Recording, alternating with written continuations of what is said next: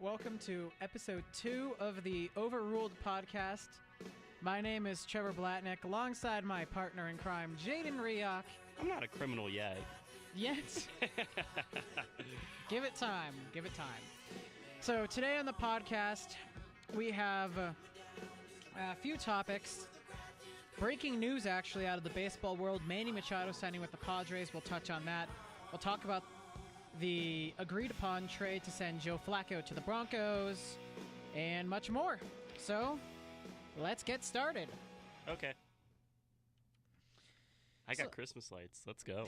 Yeah, you do. Christmas holiday season, like the webcam's up. Let's get this. They're not showing up, Jaden. I'm sorry, your Christmas lights aren't showing up. Dude, what about the blue light? The blue light's showing up because we can see you. Oh, cool. I'm happy you guys can see me. Yeah, well. I'm a person. That's really nice. You should apologize to the I'm not a reptilian person yet. Not yet. Not yet. Right. Okay, so first topic of the day, our former enemy is now our friend, I guess. Joe Flacco being traded to the Denver Broncos. Was he really even like an enemy, to be honest? I mean, he just like Raheem Moore's more the enemy in that story. Oh, yeah, but I hated both of them. I mean, fair enough. I mean, it's one of those things. I mean, when you add Joe Flacco, I mean, you get a veteran presence. I mean, he's strong arm quarterback, kind of, I don't know. I mean, he seems pretty cool. Like, I think he'll fit the system pretty well.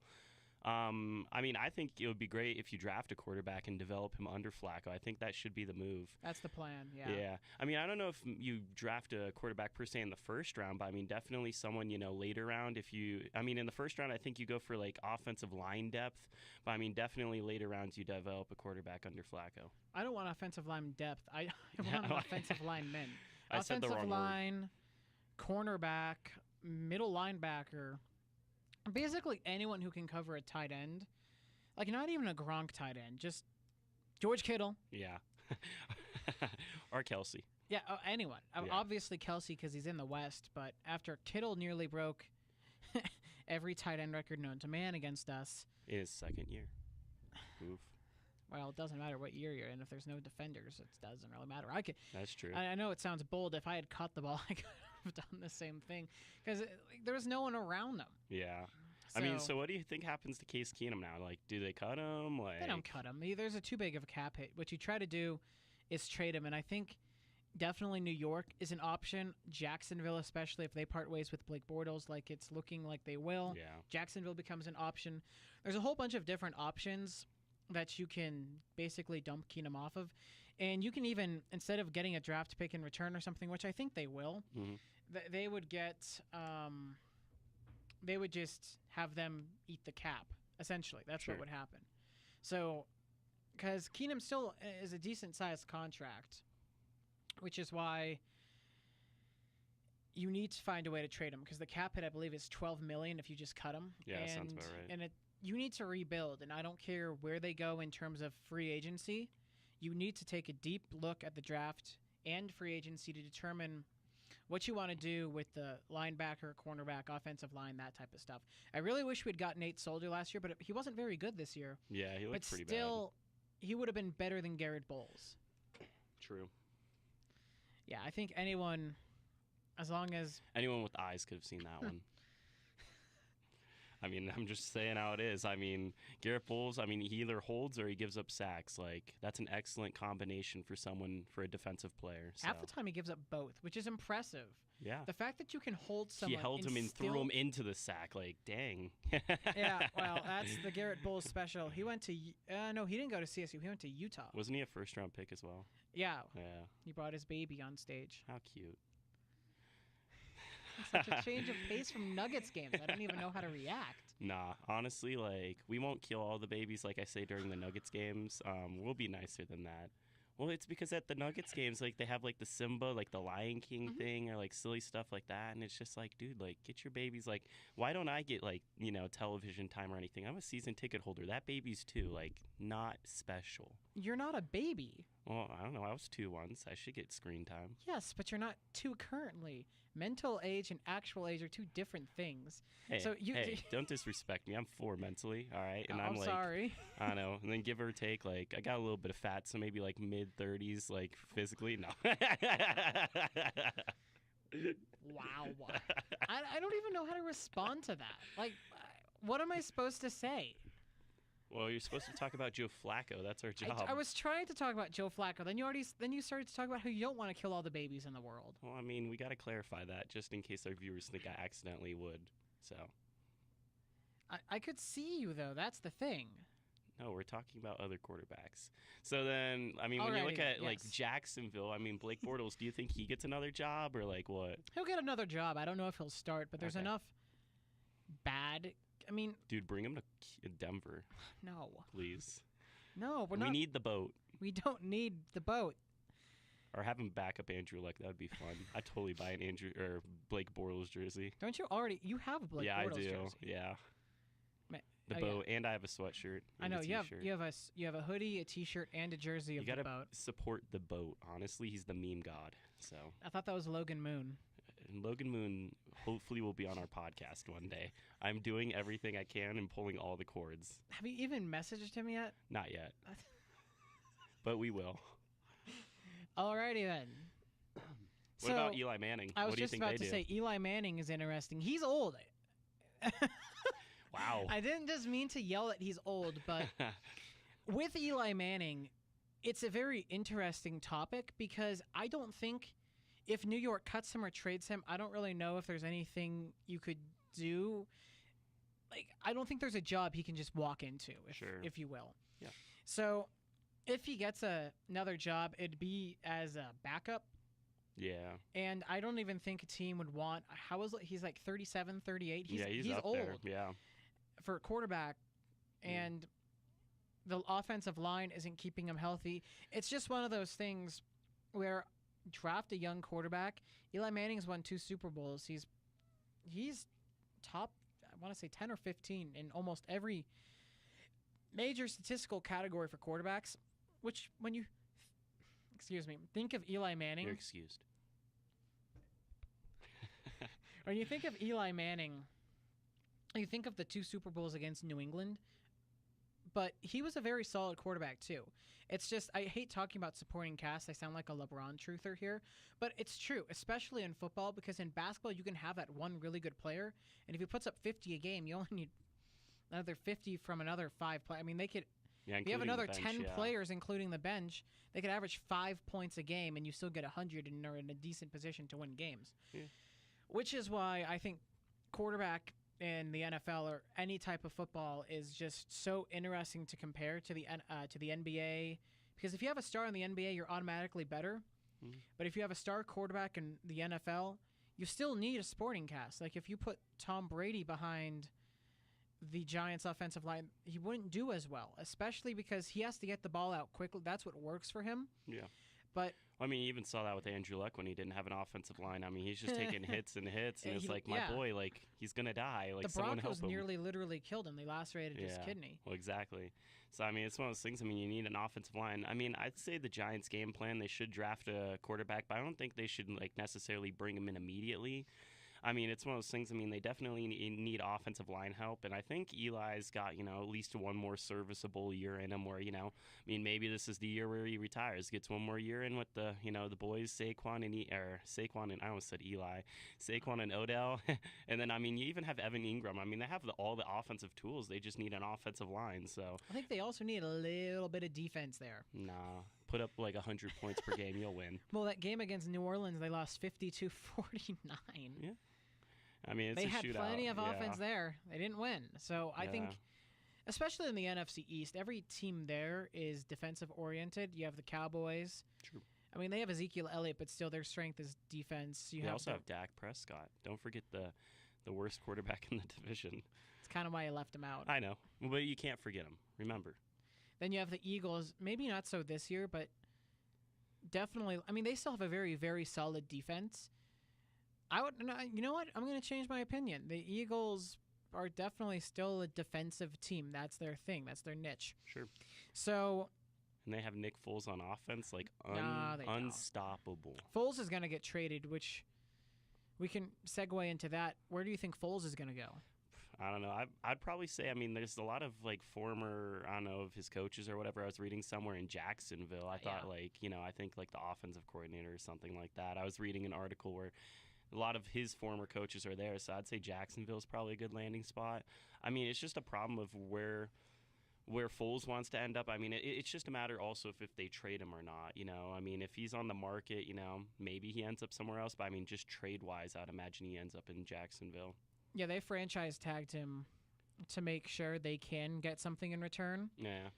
Just because you don't want to have that situation where you let him walk and you get nothing in return. I would have to say Jacksonville for sure. If I had to put money on it, that's where I see Foles going, especially Bortles is gone. I don't really think Cody Kessler's the answer. Sure he is. Well, he wasn't even the answer at USC. I don't think he's going to be the answer at Jacksonville. But the thing is, what's interesting with Bortles, and I know they did a lot with the defense, is that at times he was still a very serviceable quarterback. He's just inconsistent, that's all. Very inconsistent. And I know this is about, I was reading an article from 2014, early 2015, I guess, and it was predicting the Broncos and the Patriots to go to the AFC Championship game. And it says, once the Andrew Luck Inconsistency Brigade crashes against the shores, it'll be time to bake your Peyton Manning versus Tom Brady cookies.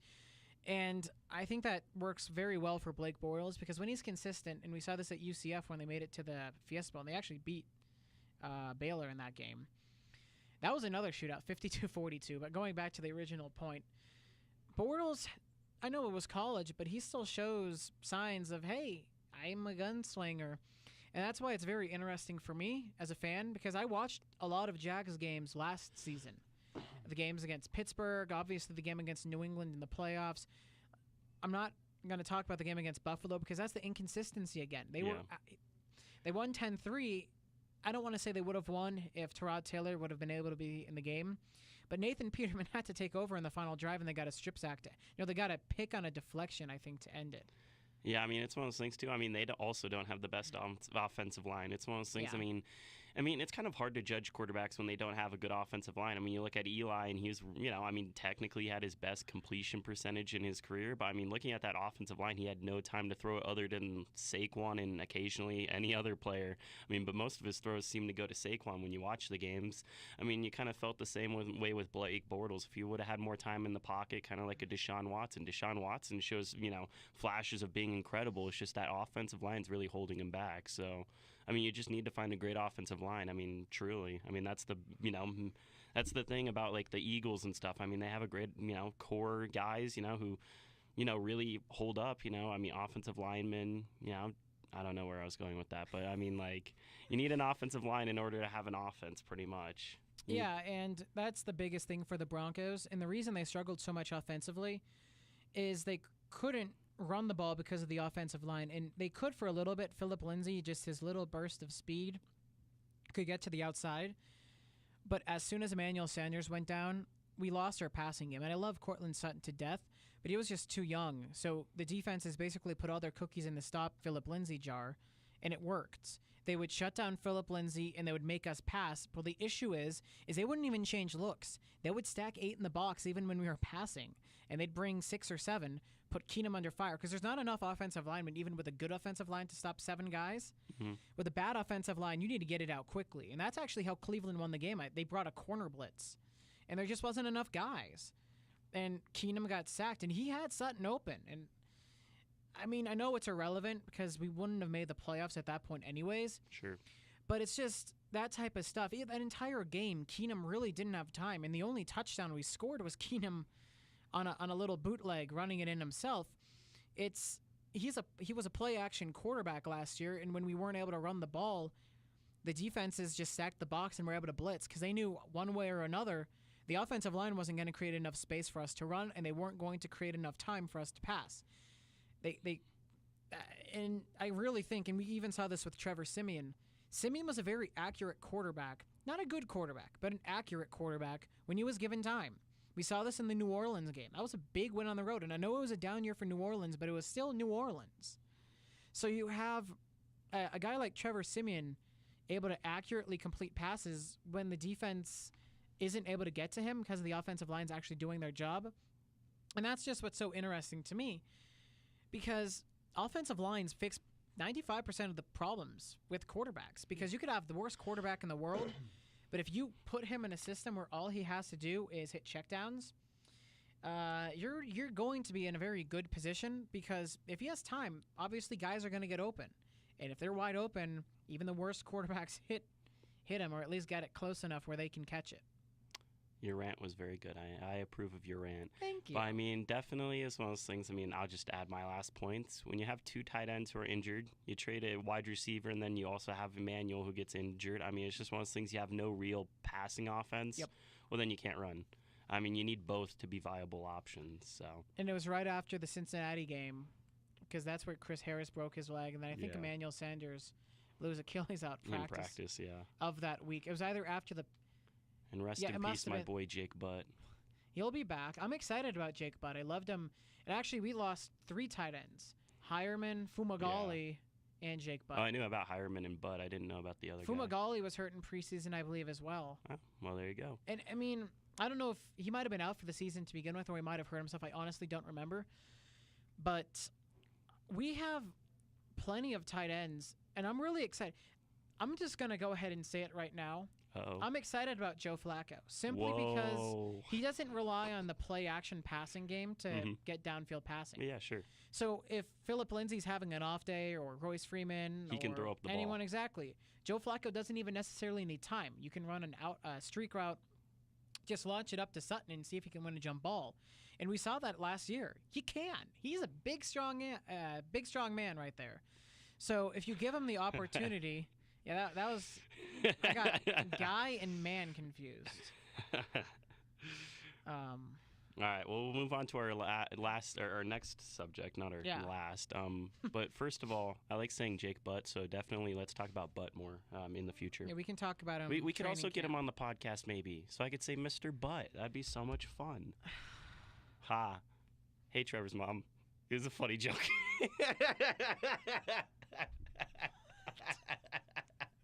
What is happening? Where is... I'm sorry.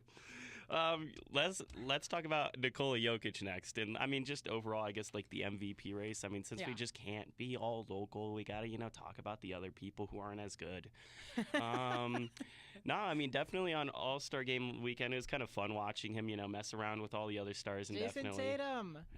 He ran away from Tatum when he wanted to get a high five. And, Jokic is so... slow. He got about 5 feet before Tatum caught him. Or even sliding underneath Steph Curry. That was kind of funny, when he's shooting 3-pointers. Yes. I have on my notes, Nikola Jokic is the best, and I believe that wraps it up, basically. Next topic. No. Wow. Jokic he's the most unique superstar in the NBA because he's not the typical mold. Like, you look at the Steph Currys who are like, tiny, and you have the monsters and Kevin Durant. Then you have the big unit, which is Nikola Jokic. And it doesn't look like he should be able to do anything well, but he does everything well, except running, and it is absolutely amazing. Like, I believe, who was it? Was it Gary Harris or Jamal Murray who said he can do everything but jump? Yeah. And it's true. You look at his passes, and I was a little upset he didn't have more of an opportunity to showcase his passes during the All-Star game. He didn't play very much. And quite honestly, I was watching the AAF game. Boo. Well, I mean, I watched the first half, then I turned on for the final quarter of the AAF game, and then by the time I turned it back, Jokic didn't even play. Yeah, Jokic had a dunk. I know. He has more triple-doubles than dunks this season, which is just incredible, because he's 7 feet tall. He has to go up 3 feet to dunk, and he doesn't. And That's hard. Actually, quite honestly, I really like that about him. Yeah, I mean, it's one of those things, I mean... I don't know. I also feel like out of all the superstars, I mean, for example, like we had Carmelo here in Denver for a little bit, and it's just, it's one of those things, like personality-wise, I like, Jokic. It just seems like someone who, well, I think the team can definitely rally around, and, I mean, even you see it with him and Jamal, during the game, whenever, he takes a big shot or whatever, it's just, true, like, friendship, I mean, something that, it's like, you play the game of basketball to win, but I mean, also that chemistry on that team is incredible. I mean, I know we talk about, they're young and everything, but they also, I mean, they definitely click. I mean, they're definitely a team to be, it's going to be a struggle to take them out here, in the playoffs. I mean, I don't know. Speaking of young teams, let's talk about 2 teams that are very young. Whoa, 2. One on the outside looking in, one on the inside, not really looking out, quite honestly.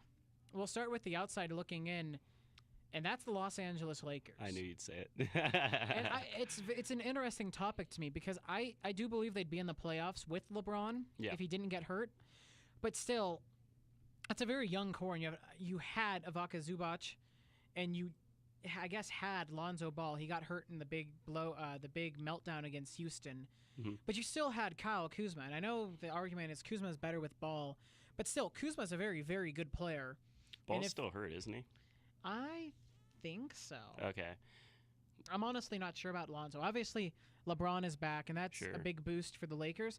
But still, they're behind their crosstown, or not even crosstown. They're in-arena rival Clippers and cross-state rivals, Sacramento. the Kings. In Sacramento, I wasn't actually going to talk about them, but I love Sacramento. They are such a fun team to watch. Them. Willie Cauley-Stein, De'Aaron Fox, Marvin Bagley. I mean, that is a young team, a good team. Well, I mean, we got to see them here, last week. They're and it's poised. one of those things. They came into the Pepsi Center, and I mean, I'll be honest. Whenever we go to a game, it typically is either a blowout, one way or the other, or very rarely is it a close game. One way or another, we've had one blowout loss, and that was the Golden State. Well, you got to include the other. But that was it. Yeah. Like every other game we've been to was either close or a blowout. You got to include the anomalies too, Trevor. Yeah, I mean, it really is an anomaly, and that's a testament to how good the home court is. Yeah, so I mean, for them to come in and make it a one-possession game there late, I mean, that tells you that they're willing, and they're good enough to come into an arena like that. I mean, it was a sold-out night. I mean, to come in like that and compete, pretty impressive. Well, we blew them out the first time. We played them in our third home game of the season, right after Phoenix and but, I mean, they Golden weren't quite State. the team they are now. I know. Well, this is my point. Yeah. We blew them out on that Tuesday night, our third home game of the year. Mm-hmm. Then we play them early January in Sacramento. They're beating us by, I think, 16 at the half. I mean, they were up by double digits, and then obviously that was the Jamal Murray takeover game, and we beat him on the road. Sure. And then they take a massive lead in Denver, and I mean, I know he only ended with 8 points, but quite honestly, it was the Isaiah Thomas takeover. And the reason I call it a takeover is because would you argue with me that if he didn't come back, we lose that game? Yeah, I mean, that momentum of him coming back, I mean, you could feel the crowd get into it at that point. Absolutely. I mean, and that was definitely a big swing, I mean, if he doesn't come back, I mean, I don't know, we win that game, honestly. Because we just had no energy, and as soon as IT came back, the bench had energy, the players on the floor had energy, the crowd had energy. There's only 2 times we've stood, at least I have, for just a 3 that wasn't necessarily in a massive moment in a game like Jamal Murray's 50. Sure. It was Nick Young. Yeah. And then that was also, it's one of those things. Exactly. It was in addition, that definitely added some momentum. That intense environment against Oklahoma City, and that ESPN game, it was back and forth, and obviously that was famous for the Jokic and Westbrook scuffle at the end. I mean, it was more so Murray and Westbrook. Yeah, and then Jokic got involved there. Yeah, it's because Westbrook decided to yell at Jokic. I can't imagine Jokic just tying his shoes. Hey, Jokic. I don't even want to try to know what Westbrook was mad about. I don't want to get inside that. I imagine Jokic gets so mad sometimes, like he starts speaking Serbian, and that's when you know you're really messed up. Like as soon as he starts yelling at you in Serbian, you're like, uh-oh, like I don't understand him, and he's mad. See, that's the great part about talking different languages, though, is because it instills the fear. Like if you're just yelling in English, they understand what you're saying. But if you start going into Serbian and stuff, it's like, what's he yelling? I know he's mad, but what is he saying he's going to do? And I think that's what kind of makes it fun. But no, Jokic is probably one of the more peaceful players. I mean, he's one of the most fun. Like, he was interviewed what his favorite part of the skills competition was, or his least favorite part. He said running. Yeah. How can you not love him? He doesn't like to run, and he's in the NBA, the best player on the second best team in the West. Yeah. And not all of us like running, Trevor. I know. I am with you. I don't like running either. I'm just fast. So how can you hate him, or hate him for not liking to run? I know, we can all relate. Like LeBron would probably come out tomorrow and be like, "I love running. I love the exercise. I put $1 million into my body," and I'd be like, "I can't relate." Like Nicola, like, he drank like when in his childhood like a liter a day of soda. Like I can relate. I can't do that. Well, I can't relate, but I can relate with the soda part. I'm not big enough to do that. Yeah. Like seriously, I drank a liter of lemonade over an entire day. Because it was for a science project, and I drank a liter of lemonade over 24. Yes. No, I spaced it out, but a liter a day is just absolutely incredible. Yeah. Like, that is so absurdly unhealthy, it's impressive. Yeah. I think, I mean, I don't know. obviously, I don't want to say he's clearly gotten in better shape. Yeah, no, definitely. Like He's not. Yeah. He can still go 35, 36 minutes. Yeah. Why'd you wink? Because that's what she said. Oh. Boo. I didn't even listen to the joke. Could you please restate the joke? I said he can still go 35 to 36 minutes. I didn't actually expect you to re-say it. All right, fine. Good enough joke. Brooklyn. I want to talk about Brooklyn. Yeah, because of Spencer Dinwiddie. Yes, I got his shoes today. I'm so happy. How's his thumb? It's still healing. Let me check. I want to see if he's coming back this season. I kind of feel he is, but... You feel it? What, do you just have like this feeling like, oh my, Spencer's coming back? A CU alumni. He's coming back, boys. It's in the air. Wow. No, I want to talk about Brooklyn because I was talking to some of my former coworkers back in November when the Nuggets played Brooklyn. We ended up losing to them. Karis LeVert at the buzzer. But you were there. I wasn't. I was there. Working. Yeah. No, I think it's interesting because Brooklyn, I said they'd make the playoffs, and I was just greeted with the look of, what are you talking about? There's no way Brooklyn's going to make the playoffs. And here they are, I think 3.5 games to the good. And they are they're a fun team. They are a young team. You got D'Angelo Russell. You got Jarrett Allen. You have if he didn't get hurt, I'd say the sixth man of the year in Spencer Dinwiddie. They just signed him to a 3-year extension. I was hoping the Nuggets would actually go after Dinwiddie in the offseason. Obviously, that's not going to happen anymore, but they are a team with depth, and quite honestly, they're not too far away from the Denver Nuggets in terms of youth and depth. We have the superstar, which is Nikola Jokic, but that's the difference. If they get a superstar, they're going to have the same trajectory as us. So we're just going to start the rumor here. Kyrie or KD to the Nets. There you go. Actually, I mean, everyone's talking about them going to New York. Yeah, to the Knicks. I mean, they could go to the Nets instead. I can see Brooklyn.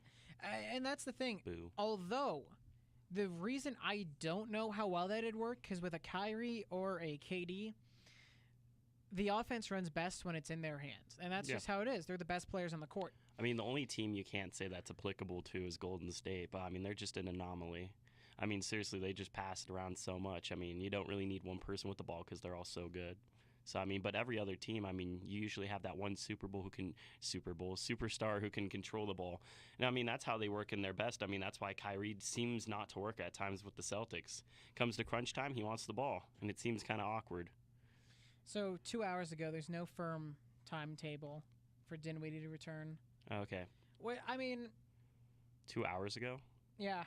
Wow. Good thing we did our podcast now, or else we could never be updated on Spencer Dinwiddie. Well, yeah, but there's your Spencer Dinwiddie update. Ba-da-doo, ba-da-doo. Your daily Spencer Dinwiddie update from one of his biggest fans. No, there's obviously a lot of bigger fans than him, but as a CU fan, watching him since I was in 6th and 7th grade, it's just so cool to watch him do well in the NBA. And he doesn't have a shoe sponsor, so he made his own. I mean, how cool is that? Alonzo gets made fun of for it. How rude. Yeah, because he's Alonzo. Tell me when he didn't... Okay, tell me when Alonzo tore his ACL in college, right? I mean, Colorado was probably going to make the Sweet 16, maybe Elite 8, because we were 10th in the country when he went out with his torn ACL. Mm-hmm. We just beat Oregon. I think it was 15 versus 25, and we were 15. And we beat him 100-91, which is crazy for a college game, but... He tore his ACL the next weekend up at UW, and that was our first conference loss. We were up to like 12 or 13 in the country, and it sucks because you could just see that team making waves. And I think that just shows how impactful he is. And that could have easily ended his career. He went into the draft. I think he got selected by Detroit. I don't remember who exactly drafted him. I know he's been on 3 different teams. I think he was drafted by Detroit. It didn't work there. He went to Chicago. It didn't work there. And now he's finally stuck with Brooklyn. And it's working out for the best there. Cool. So, okay. Okay. Lewis subsequently clarified that Dinwiddie could return before mid-March, but Atkinson's comments certainly imply that Dinwiddie will likely miss at least a few more weeks. So it looks like they're expecting him back this season, and especially heading into the playoffs, that's going to be a big boost for them. Cool. So, yeah, that's just our kind of basketball rewind. Right before we move on to our college basketball, Boo. No. what do you think? Who would you rank as the top MVP candidates? I mean, if I had to be biased here, I'd go with Mason Plumlee. No. No, honestly, I mean, for me, that's hard. I mean, it just depends on your criteria for MVP. I mean, personally, I think Jokic is the most important to his team per se. But I mean, definitely, I mean, when you look at Paul George, the numbers he's putting up, or even even like a James Harden, Antetokounmpo, like those guys are putting up numbers. So I mean, if I had to go with it right now, I'd say Antetokounmpo at number one. I mean, his team's number one in the East. Two, maybe Paul George if he hops the Nuggets, and they get the 2 seed. I'd give him a little bit of leeway there. I mean, as much as I hate to say it. Three, I'd give it to Jokic. I mean, it's one of those things. He's leading this young team and got a lot of triple doubles. I mean, seemingly that's a criteria for something. I don't know what it is, but I mean, when you got 10 of a lot of things, I guess you're doing good. Except for 10 fouls, you can't get there. And then then after that, I guess you'd go for James Harden. I mean, and it's one of those things. I mean, if he goes on he's already on a hot streak. It's just one of those things. I mean, he already won MVP last year, so I just imagine that he won't have a chance at winning it again. It'll just be kind of a voters' fatigue situation where maybe he's the most deserving, but he won't get it because he won it last year. Yeah, I agree with that. Far more interesting to me than James Harden is Paul George. He is the reason Russell Westbrook is doing well. True. Or is being more efficient. Because Paul George basically said, this is my offense now, and you can do what you want to do, but this is running through me. I'm the captain now. And that's why they're third. Yeah. Is Oklahoma City just got taken over by Paul George, and Paul George is like, you know what? This ain't PG-13 anymore. This is rated R. We're going to the top. And it's definitely been sketchy for other teams facing him because they have no filter anymore. They're not going to stop.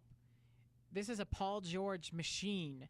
And if you take Paul George out of that team, they're kind of where they were at the beginning of the year, later in the playoffs, lower in the playoff rankings. They're like a 7th or 8th and seed. they don't make it past the first round with just Westbrook. Yeah. His style of play doesn't work in the playoffs, and that's why Paul George is so important. I wish that you could that you didn't have to vote for MVP before the end of the regular season. Yeah. Because it's most valuable player. If you go into the playoffs and you lead your team through a couple of rounds, how can you tell me that shouldn't count to be the most valuable player? Like, it doesn't make sense to me. I mean, and in that situation, I guess LeBron would be MVP every single year. But so what? There's a reason that he's carried that Cavs team to the finals so much. They were the 4 seed, and they got tested once. They went 7 against Boston in the East Finals. But so what? LeBron deserves the MVP. And quite honestly, he deserves it every single year that he makes the finals. But he made the finals with the Cavs outside of Kyrie, just because they obviously wouldn't be there without LeBron. First off, they wouldn't have made the playoffs without LeBron. Maybe an 8 seed at the best because the East is not very good. True. But they wouldn't have made the finals. And Golden State is just eons above everybody else, so it doesn't really matter in the end. But I mean, I feel like LeBron strangely left at the best time, though. Like, the East actually, I mean, is looking just as good as the West now. It's not looking as good as the Well, West, I mean, it's definitely as improve. top-heavy. Like, as top-heavy, yeah. You have Baltimore. Wow. When they get a team, Trevor? They're the Bullets. They're in Washington now. Wow. The Wizards moved a little bit. The Bullets moved a little bit. I mean, I know. Don't give me attitude. I will give you attitude if I want. I grew up with 2 sisters. If I wasn't sassy. Trevor, no one cares. Continue what you're saying about your sports. What was I talking about? I don't know. You said Bullets. Yeah, okay. So Boston, Milwaukee, Philadelphia at the top of the East. Toronto as well. So you have 4 decent teams. I would say very good teams, arguably. And those are the favorites to make the NBA Finals out of the Eastern Conference. Mm-hmm. But then you don't really have a team that stands out. I forgot about Indiana. Throw them up Brooklyn? there. You have Brooklyn's the cutoff because you have 5 really good teams. And then you go down to Brooklyn, who's a few games above 500, and they're a good team, but clearly you can't consider them a favorite to make the finals, which is what makes it so interesting to me, just because of the idea that there's 5 different teams, because they're so evenly matched. It's not like you have a Golden State in the West. Quite honestly, I think the East is balanced better than the West, even though the West has much better teams. Mm-hmm. There's 5 teams that have an equal chance of making it to the finals out East, I'd argue, whereas only Golden State has a very good chance. How can you bet against Golden State? And they'll lose. They'll lose a few games. And quite honestly, I wouldn't even be surprised if an Oklahoma City or Denver gets the 1 seed. Quite honestly, I don't think Oklahoma City gets the 1 seed just because they're like 3 games behind us, and then we're another game behind Golden State. Mm-hmm. But I could see us getting the 1 seed. I just don't even know if we make it to the final, the Western Finals, how much of a difference it makes. Because we beat them here, and we haven't even been to Oakland yet. Yeah. But they beat the crap out of us. Yeah, here. Yeah. And quite honestly, though, I don't know how often. That was quite literally the best first quarter performance ever. And after that, they outscored us. But it was one of those things where they were outclassed us in the first and fourth quarters. But the fourth quarter, we put it in our reserves. Malik Beasley led the team in scoring with, I think, 21 points. And he started playing with like 5 minutes left in the fourth. And that's what makes the dynamic there, because Golden State can, if they do that, they'll beat any team in the world. Sure. No one will beat Golden State if they play like that. You just can't. Like, you could have, like, you can't outshoot 51 in the first quarter. It's literally the best first quarter performance ever. You can shoot 52. But no team ever has. I think the Warriors are the only team that could get 52. Yeah, I mean, truly. I mean, the thing is, though, about that game, too, I mean, they just totally forced Jokic to give away that ball. I mean, they definitely had him down in the post, and, I mean, that was one thing that really surprised me is Jokic really, and, I mean, in that game even, really felt like he had no influence, and I felt like that kind of threw us off, you know, for the whole game, for the most part. I mean, I'm not saying we had a bad game, you know, I mean, truly it wasn't horrible. You know, it's just one of those things. As soon as Jokic couldn't do Jokic things, I mean, it just really threw everyone off. So, yeah. Yeah, it got lopsided. Of course, Murray hit the half-court shot to close out the first, and we were down 14. And you're starting to think either they're going to blow us out or we're going to blow them out. You just had the feeling that someone was going to get hot or stay hot, and the other just wasn't going to be able to keep up, and it just wasn't going to stay close. And I was right. I might have only actually said we're going to blow them out. Yeah. I was clearly wrong, but the thinking was still there that it wasn't going to be a close game. I was watching old football games by the end. I refuse to leave early. You know that. Yeah. Unless it's CU football. It hurts me to watch them lose. Okay. Random. Moving on to another college, basketball now. Let's talk about... I'll just make it easy for you. Okay. What do you think... Who do you think are the teams with the best odds to win the championship? Maybe even make the Final Four. Give your Final Four predictions, I guess. I mean, it just kind of depends. I mean, it's one of those things. I mean, it depends who they play, of course. Yeah, but exactly. But you got to go with, Gonzaga. It's one of those things, like, as, you know, I mean, their history says they won't make it. But, I mean, honestly, this team, you know, it looks really good. You got to go with Duke. I mean, with Zion and all those big boys. I mean, that's just scary, honestly. They are incredible. They might get the first 3 picks of the draft. I mean, it is... unbelievable. No, they're stacked. Like, stacked. I mean, if anyone can beat them, I'd be impressed, honestly. In the tournament, because you can beat them in the regular season unless you're Virginia or Louisville. They're still undefeated. I don't even know. I don't even want to. Yeah. Thank you, Big Cat. No, and then Gonzaga's never made the Final Four. Yeah, that's true. Past that, I don't know. Like, honestly. I mean, of course, you got Tennessee who's up there. I mean, they've been doing Tennessee things. You'll always be. Excuse me? Sweet home to me. I don't know the song. I don't know the reference, so shut up. It's Rocky Top. That's their fight song. Oh, really? Tennessee. Well, congrats, Tennessee. You just got on, other than Peyton Manning. That's the only time you'll be relevant again. Sorry to all of our viewers in Tennessee. Number 5 in the Shut country. up, Trevor. I'm shitting on Tennessee. I know you are. Tennessee, then I don't know. Maybe you go with another ACC team because they always seem to have good teams. But I don't know Which ACC team? I don't know. Flip a coin. No. They all have good players. They all have experience. So just flip a coin, and here, let's see. I'll flip my pen. It'll be over North Carolina and Virginia. Okay, I was about to say. All right, North Carolina. You didn't even assign a side to the pen. Nope. Sucks to suck. North Carolina. So North Carolina, Duke, Gonzaga, and Tennessee, did you say? I don't like Tennessee, but we'll go with Tennessee. Okay, so that's your Final Four. Those are the 4 best teams, so sure. Like I said, they're not the 4 best teams. Well, they're best, okay? What's the point of having quotes if you're not gonna? Okay. Shut up. So I'm supposed to keep talking? Attitude. There's no quotes around that. I've got a lot of attitude. Yeah. I don't know. I'm As never soon as I gonna get a deny bracket, that. as soon as I get a bracket and I'll look at it, then I'll care. But until it's bracket season, screw the NCAA. I don't watch. My Final Four. No, I was gonna do a joke, but no, I'm gonna do serious right off the bat. My Final Four. I mean, obviously it depends on who they play. I don't trust Gonzaga. I see him out in the Elite Eight, and quite honestly, Whoa. Blake's gonna kill me for this. Yeah, I know. If he ever listens. No, but I Wow, really don't. shots fired at Blake. I know. Blake, if you are listening, go shit on Trevor. That is disrespectful. How could he be listening? We're not live. Well, as soon as we go live, which is here soon, Blake. It still won't be live. It'll just be uploaded. Okay, just go. I like Tennessee. I really do. Okay, I think Tennessee will be there. Duke, yeah. sure. Duke's yeah, I gonna mean, be I was there. going to say Duke's an easy one. I think Kansas is round of 32. They're back to that spot where they're good, but they're borderline 4 or 5. Wait, what? They're borderline 4 seed. or 5 seed. Oh, okay. And that's. I was like, I didn't know there was an Elite 5. I'm gonna pull one out of my head here. Michigan. Michigan. I like Michigan. They are started off the year very well, and they've struggled a little bit. Sure. So I've got Michigan, Tennessee, Duke.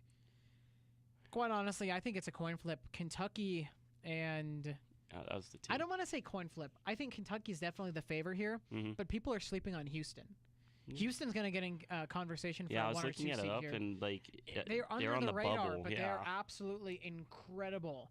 Like this thing called quarter one wins. Like it's the top quarter Sure. of all NCAA basketball teams, and they're like 13-1, something absolutely absurd against Q1 teams. Mm. And there's a lot of good teams that don't have Q1 wins, Yeah. and Houston has a lot of them. Yeah. And that's why I think Houston. And after last year, that heartbreaking loss to Michigan, was it round of 32 or the Sweet 16? They lost. They didn't make the final. That's all I know. Yeah, I want to say round of 32 because we were in Arizona for what? Okay. Wait, there was college basketball on when we went? We watched. No, we didn't watch. We I was watched. going to say, I didn't watch any of the games. Not that I remember. Yes, you did. We I watched did. UMBC Kansas State from Oregano's. Really? I had it on The my only phone. one I remembered was the UMBC versus Virginia or whatever. And Well, that was because yeah. I was watching at home. Well, yeah, I watched that with my dad, Yeah. which was fun because I remember a few years ago I asked him.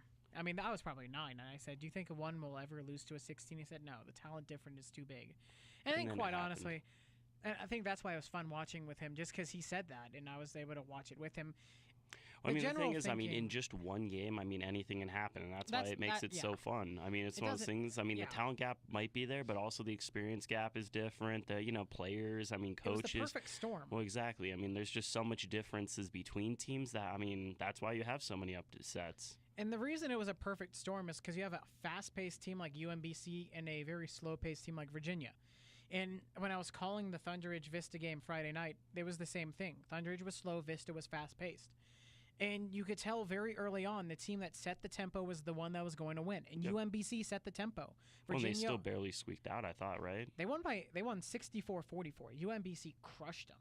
Well, shit. And it was close for a while, but UMBC, Pulled away there at the end. because they kept going fast and Virginia just couldn't keep up. When UMBC took like a 5-point lead, Virginia had to start taking shots they weren't comfortable with because they didn't have a lot of time and they were losing by more than just a possession. So they had to take some threes and they'd miss. Those quick possessions didn't help. Fed right into UMBC and it ended up that 20-point win. And for Thunder Ridge, Vista ended up winning, Mhm. but Thunder Ridge controlled the tempo. Yeah. And they were up by 10 with 2 minutes left. Yeah. It was an amazing collapse, but again, if you can control the tempo, if there's a big enough tempo discrepancy, you're automatically in an advantage if you can control it because the other team isn't built to stay with that tempo. Sure. And I think that's exactly what Virginia got in trouble with. Yeah. So if you can hang with your tempo, you can win any single game, every single game that you control the tempo if the other team isn't built to keep up. Yeah, I mean, I don't know. As soon as it gets to important basketball, like as soon as we get to the Anything conference happens. tournaments or like March Madness, And then I'm down to watch it. I'll give my actual opinions. But right now, I know there's 4 good teams, and there's, like, the other shitty teams. So until it actually gets to when it's on TV, meaningful. What are you talking about? Trevor, I don't care what you have to say. This is my half of the podcast. Until they're in, like, the March Madness part or in the conference games, I won't watch a single game. I haven't watched a single game of college basketball this whole year, and I don't plan on it till it's important. Wow. I've watched more high school basketball than you've watched college basketball. Yeah, well, I'd watch Metro. Cough, cough, Division I possibilities. We'll talk about it March 1st. Clickbait. Actually, it isn't clickbait. We actually will. We'll be talking to the athletic director. Mm-hmm. So that'll be fun. I'd say tune in, but... Well, you can't be live, so... Just listen to our podcast eventually. It'll be number 3, so skip to number 3 if you're on this one already, because 3's more better. How do you know? I don't know. I just assume it would be. Why? Because 3 is better than 2. Haven't you learned that from basketball, Trevor? You get 1 more point. All right, let's skip on to the last one. Yeah, I was going to say. Baseball predictions was the original topic. We got thrown a curveball, get it? A curveball this morning when Manny Machado signed a 10-year, $300 million deal with the San Diego Padres. That's lots of monies. It is, and it's interesting. The most interesting part to me is he played shortstop with Los Angeles and Baltimore. Mm-hmm. And now, I mean, obviously he started at third base, but when J.J. Hardy got hurt, he might have to shortstop. move to third base. He is. He's going to play. Oh, really? They already said that? I think the original, I saw a projection for the opening day lineup. Because I was going to say, I wasn't sure if they were going to move their number 2 prospect to shortstop or if they're going to move him to third. Or I guess keep him at short. They're going to have Machado play third. That seems weird. Quite honestly, Machado should play third. Yeah. Looking at the defensive metrics, and I know they're not the end-all, be-all, he was average, maybe even below average from shortstop. He was not a very good player. And quite honestly, when he went to L.A., he didn't impress at all. And so that could just be side effect of moving to a new city, big pressure. I mean, you're in Los Angeles. You're a team that hadn't won a World Series since 1988. Your defense changes when you put on a different uniform? Well, no, but he played shortstop at L.A., and I think it was just a whole bunch of different things. You go from not contending to being traded to a new team for the first time in your life. And playing a position you hadn't played in a while. Yeah, I mean, and he obviously had experience playing there, but that's why it wasn't horrible. Yeah, exactly. And he was serviceable, and that's why he did play there. But it's one of those things where you're far more comfortable at a single position, and he had been playing at shortstop. He hadn't been playing at shortstop. He might have actually been playing in ball. I think he was, but just it's a combination of a whole bunch of stuff. Like, that's why he struggled a lot on the offensive side of things. Okay. And so I'll be interested to see. And another thing is you're playing in San Diego, that marine layer. It's not easy to hit at Petco Park, and I know they moved the fences in, but it's not easy. I've watched enough Rockies games that end 2-1 and end me throwing my phone that it ain't easy to hit at Petco Park. And that's why some of the most fun games are games that John Gray starts there, because when he's on, especially in a city like Los Angeles or San Diego, hard to hit it. His slider is unhittable. Yeah. It's unhittable. It's filthy. Petco's a beautiful park. It is. I'd love to go there one day. MLB The Show, they have airplanes flying in the background at center field. Fun fact, people, for all of you who play MLB The Show, go play it. MLB The 19, the official non-sponsor of this podcast. Alrighty. So we have Manny Machado signing. Mm-hmm. What do you think that means for Bryce Harper? Honestly, I've been saying this the whole time. I really think he goes back to the Nationals. If they have enough, actually, I shouldn't say if they have enough money. They clearly do. Yeah. And I've been talking to more and more people, and they all agree with me. It's the owners. These are billionaires. Shell out some money. The issue is does Bryce Harper want to go back to the Nationals? Because clearly they're going to do what they can to bring back Harper. Sure. It's one of those things. I mean, I think it's the perfect fit. I mean, it's one of those things. I also, there's that tweet that was sent or whatever where the Padres had enough money. I think that would be a fun possibility. I really do think Harper and Machado? Entertain that. Yeah. You know what? I hate the Padres just because. Sorry for your hat. It's okay. I mean, I'm not offended. Actually, I don't hate the Padres. They're kind of there. They're the Padres. Like, for the longest, that's how I feel about the LA Chargers too. Mm-hmm. They're just kind of there. Like, it's one of those things. That's how my dad and I are. It's like I was raised with the Raiders so bad. I don't even hate them. They're just kind of there. And I was failed being raised by my parents that I don't hate the Raiders as much as I do. Wow. Call out to your parents. No, they would agree. I mean, my dad agrees with me with the You're Chargers. a failure. Thanks for clarifying. No, they would agree with me about the Chargers as well. That, like, when my dad and I were talking about the AFC and the Super Bowl after the wild card weekend, we'd be fine if the Chargers won the Super Bowl. Sure. Because they're the Chargers. What have they ever done to anybody except Well, the it was kind of city like the San Cubs Diego. until they actually did something, and then everyone loved them. But the issue is that the Los Angeles fan base isn't the Chicago fan base. True. And I don't want to bash the Chicago fan base or anything. They're phenomenal. But they're just different. They're hardcore, and that's what just makes be kind them of like if when Philly won, And that's what makes them different. dislikable because they're such a hardcore fan base. It's just, oh wow, I'm already sick of them. Yeah, exactly. As soon as they win, they're when like, they all were right, lovable, calm down. when they were lovable losers, it's one of those things where I can get behind this team because you're not seeing the Chicago fans just rampantly defending their team anytime. And it's a lot like New England. Mm-hmm. Anytime someone tries to say something bad about that team, especially this year, especially cough Ben. It's bet against us. The media hates us. We're underdogs the entire season. All this stuff, and it's untrue. It's untrue. You have Tom Brady, one of the greatest quarterbacks of all time. We might bet against you because you have really bad performances like at Tennessee and at Jacksonville, but you're still the Patriots. We're betting against you because of your own performance. Like, it's not this thing where you're 16-0 when we're going out and saying, oh, the Patriots suck. No, we're not. You went 11-5. Well, you just weren't the favorite. It's nothing that we're hating. It's just you're not the favorite. And, maybe you should have been more favored. You have Tom Brady. I understand that. But it's it's not a big hoopla when you guys, flex on everyone that you won a Super Bowl. Congrats. I mean, yeah, good for you. Well, exactly. I mean, we've been seeing this for years. I mean, it's just like it's so annoying. Some fan bases just piss. And quite honestly, the Cubs are much better than the, exactly. than the Patriots. And well, I think the it would Cubs, probably change if they were a dynasty. Yeah. Like they win 16, they win 17. Well, the only thing that's annoying about 18. Cubs as us as Rockies fans is they always say Chris Bryant's better than Arenado, and I think that's the reason we kind of have a bit of a, at least personally, I don't like that. I think at this point, there's not even an argument anymore. Yeah. I think exactly. You can, especially with Jose Ramirez is the only player I can even. I know Ben would say Matt Chapman, but no, it's not. He had a really good second half, but Nolan Arenado is still the best third baseman in all of baseball. Sure. And there's a reason that in the MLB Top 100, he was ranked third behind Betts and Trout. Exactly. Like that doesn't accidentally happen. He's clearly doing something right. And with the Manny Machado signing, do you think Nolan Arenado will get his contract extension before before opening day? Yeah, I don't think there's a correlation between the two contracts. I mean, there is. I mean, they definitely play the same position. But, I mean, it's one of those things. I don't think that pushes the Rockies to sign. I don't think that pushes either side to sign it immediately. But I definitely think that puts a dollar amount currently. Hey, you're worth at least $300 million. And I just think especially for, his talent here at home to keep him, I think it's going to take $320, $330 to keep him. Maybe an extra $2-3 million. You 1,000% do that if you're the Rockies. Yeah. Because the issue is, who have you had?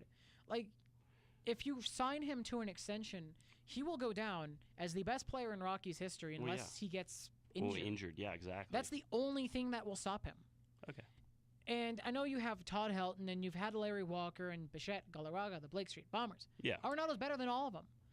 I would say if Walker was able to be healthy and play his entire career in Denver, then it's a whole different conversation. Exactly. Well, and he didn't, and that's the difference. He didn't. And Arenado has the opportunity to do so. And we saw with Helton, he declined a lot near the end. But Arenado, I think Helton ended with 316 home runs or something. Well, I mean, Todd Helton. Even 2007, he was only averaging 16 home runs, around 20 home runs a year. And I mean, Arenado there's a nostalgia towards Todd Helton because he is our first superstar that we home grew, and then you had Troy Tulowitzki transition to him, and now we have Nolan. Well, Nolan's the best out of all of them. It was Helton, and then Cargo as well. It was Helton and the Babies. Yeah. In 2007, it was Helton and the Babies. Exactly. Because you have young Garrett Atkins, you have a young Troy Tulowitzki. I mean, Kazmatsu was a veteran.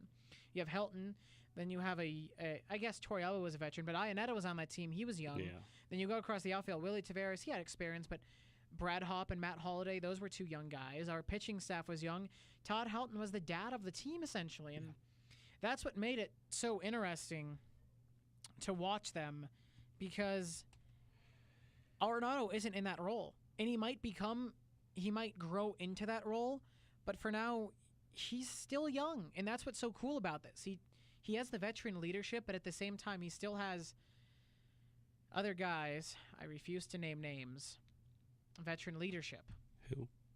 I said I refuse to name names. Oh, okay, cool. That's classified. I don't want to talk Sorry, about people at home. I refuse to talk about it because I'm going to get mad. Yeah, and plus, rest in peace podcast. Because it's all over now. It is? Yeah, it's been an hour. It's been 55 minutes. No, I mean... no, I know. No, it is about time to wrap up, but... No, but baseball I definitely, predictions. Yeah. Oh, wait, yeah, we can run through those quick here. I just have them written down real quick. I think Atlanta wins around 100 games, give or take. They take the 1. I think St. Louis wins the Central. They get the 2. Dodgers win the West. They get the 3. And the Cubs and the Rockies win the wild cards. I mean, just the same as last year. Yep. And then in the AL, I have down... let's see. Boston wins the East again. I mean, I just think they're a little bit better than the Yankees. I think definitely the gap is closing with some of those free agent signings by the Yankees, but I don't think they've done enough where they can hop Boston. 2, I'd take Houston. I had them around 104 wins, honestly. I think they're a really good team. Yeah, I would agree. And then at 3, I have Cleveland. Literally, the Central's trash. Like, it's a dumpster fire. I could win it with my pinky. And then the wild card 1 would go to the Yankees. Like I said, I don't think there's enough, that they've done to win the East. Then I'd take wild card 2. It's between either the Angels or the Rays. I really think the Angels with Ohtani all healthy and everything, I definitely think they can make a push.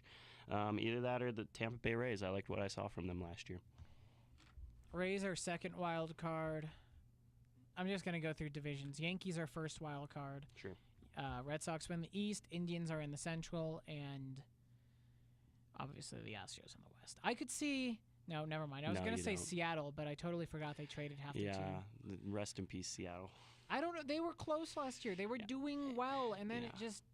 And then they decided to dumpster it. Yeah. In the NL East, let's go, Mets go. I'll take New York. No. Then in the Central... Don't even talk about the Mets. Mets aren't winning. I barely have them at 75 wins. I really don't think they're much better than last year. I really don't.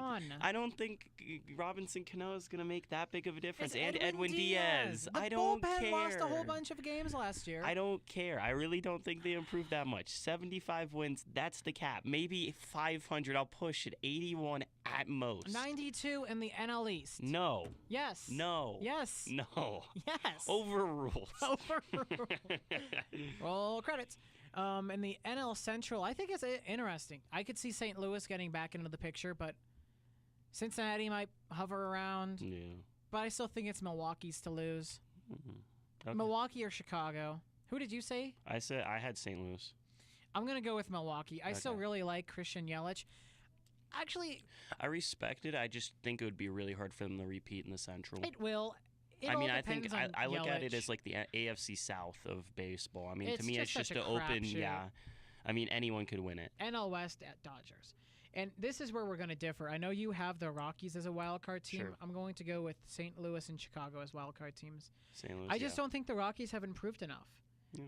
And I really do think that German Marquez and Kyle Freeland are going to be all-stars, Cy Youngs, all of that stuff in the consideration for Cy Youngs this year. Yeah.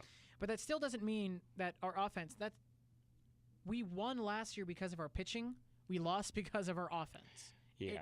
And that's what I was going to say. It's absolutely incredible. And we're moving Ian Desmond into center field. Yeah, I don't know. I mean, with the Rockies making a wild card, what I said, it's just one of those things. I'm betting on that pitching to get a little bit better, and it's one of those things. Hopefully, the bats, get a little bit better too. I mean, I really don't think they have much to go, to be a playoff team. That's the reason I'm keeping them there. There isn't much to do. I just really hope that we start Tapia over. Yeah, over. Like it's just we'll start Dahl. That's obviously a huge improvement. This is true. We need to start Tapia over Desmond. Worst case scenario, Tapia struggles and you're justified in starting someone else. Yeah. But there's literally no reason at this point, after comparing Desmond's last 2 seasons, as to why Tapia shouldn't be starting. Either trade Tapia or start him. Do not keep him in the freaking organization if you're just going to use him on the bench. No, Tapia. Tapia. Don't trade my boy. I know. Love Tupac. Send Desmond to the moon for all I care in terms of starting. He really, really strongly dislikes Ian Desmond. And the thing is, It's borderline hate. And the thing is, I don't hate him. I hate the defenses of him from the organization. Because quite honestly, if you use him in a platoon situation against lefties, there's merit there. He does actually hit lefties better. But starting him every single day when you have a viable option in Raimel Tapia is just ludicrous to me. First base and second base are interesting. Obviously, we'll have Daniel Murphy at first base, Garrett Hampson, Garrett Hampson, Ryan McMahon, and hopefully eventually Brendan Rodgers are going to be the second base candidates. Sure. I don't even know what we're going to do. We can't start all three of them. So Bet. I will. We'll get rid of our catcher and put in a second. What catcher? That's another thing. We didn't improve. We don't have a catcher. We have Tony freaking Walters, which is actually his nickname, TFW. Then we have Chris Ionetta. I actually like Ionetta in a platoon situation. He does hit lefties well. But again, Tony Walters isn't that left-handed bat off the bench. I am beyond upset that we didn't go after Yasmani Grandal. That blows my mind that you have one of the worst positions on your roster and you don't try to improve him. Why would you upgrade it when it's still the worst? Padres out on Bryce Harper. Aww. They bowed out. Officially, San Diego is not getting Bryce Harper. You heard it here. Fake news. Actually, probably not first because this isn't live, but... How do you know that? What's your sourcing, Trevor? Well, I've been talking... USA Today. I've been talking to the Air, and they said that they're still in it, so... You've been talking to the Air? Yeah. Hey, Air, what do you think about Bryce Harper? Oh, maybe a Padre? Okay, the Air has told me maybe a Padre. That's my sourcing. I'm going with Philadelphia. Okay. Well, now that he's not a Padre, I'm going with the Nationals. Okay. So, it's about time to wrap things up. Yep. So, Jaden? Oh, my goodness, it's my time to shine. I know it is. Let's go, people. For Jaden Rioch, my name is Trevor Blatnick. I can say my name. I'm Jaden Rioch. He's not. Don't let this identity thief get away with it. We'll see you next week. Actually, we're going to be moving to a new time. We'll no longer be Tuesday nights. We'll be Friday mid-morning. Oof. 11 to 12. Rest in peace, sleep. You can still sleep till like 9:30. But that's so hard. Whatever. So we'll see you next week for episode 2 of the Overruled Podcast. You guys, it's Country Roads, your favorite. Goodbye. Colorado, something John Denver said. Bryce Harper's going to the Padres, and something else important happened 'cause Country Roads. No one watches college basketball till March, 'cause that's the thing. I don't know the song. I guess I kinda do, 'cause I know the rhythm.